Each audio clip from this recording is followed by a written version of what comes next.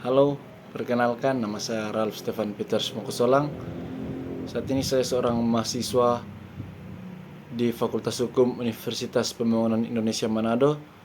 Dan saat ini saya akan mempresentasikan makalah hukum internasional tentang masyarakat dan hukum internasional. Selama ini kita berbicara tentang hukum internasional dan menganggap adanya hukum internasional sebagai sesuatu yang tak diragukan lagi.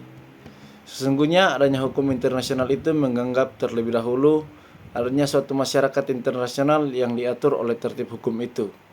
Dengan kata lain, untuk dapat meyakini adanya atau lebih tepat lagi, perlu adanya hukum internasional, terlebih dahulu harus ditunjukkan adanya suatu masyarakat internasional sebagai landasan sosiologis bidang hukum yang akan kita pelajari ini. Setelah itu akan diuraikan tentang sifat dan hakikat hukum internasional sebagai tertib hukum yang mengatur kehidupan masyarakat internasional.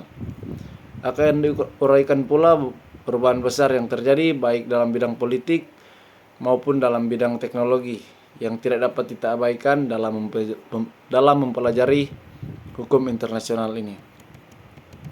Yang pertama, adanya masyarakat internasional sebagai landasan sosiologis hukum internasional. Adanya suatu masyarakat internasional.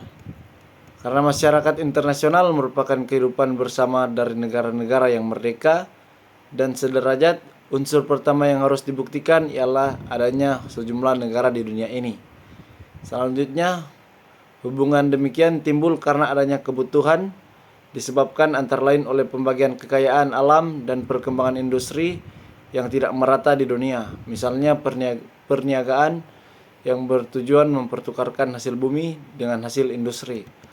Selanjutnya, untuk menertibkan, mengatur dan memelihara hubungan internasional dan dibutuhkan hukum guna menjamin unsur kepastian yang diperlukan dalam setiap hubungan yang teratur. Selanjutnya, masyarakat internasional sebenarnya merupakan suatu kompleks kehidupan bersama yang terdiri dari aneka ragam masyarakat yang menjalin erat.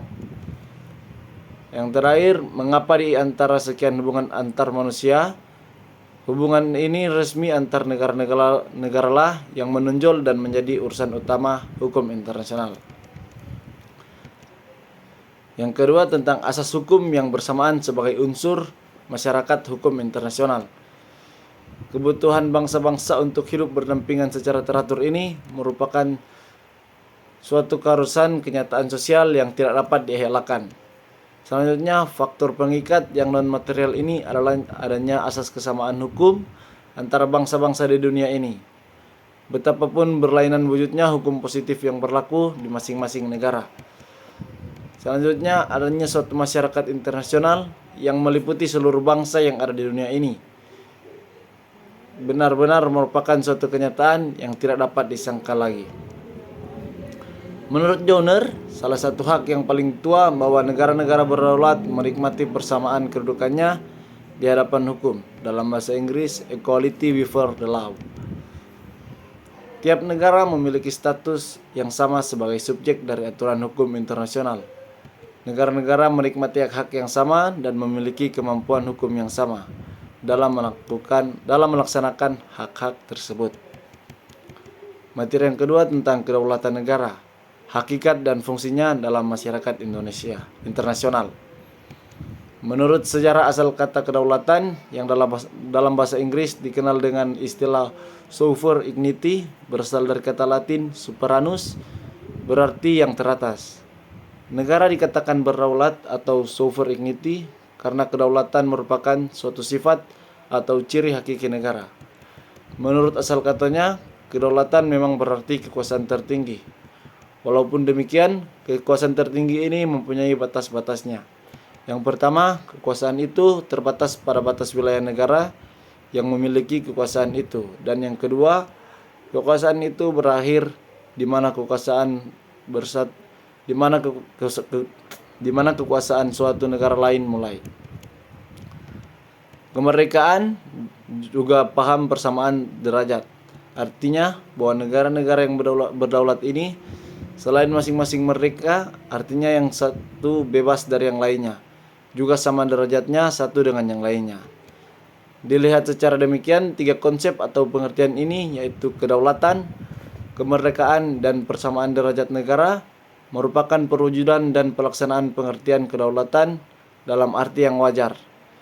Jelas kiranya paham kedaulatan, kemerdekaan, dan persamaan derajat tidak bertentangan dengan konsep suatu masyarakat internasional yang diatur oleh hukum internasional.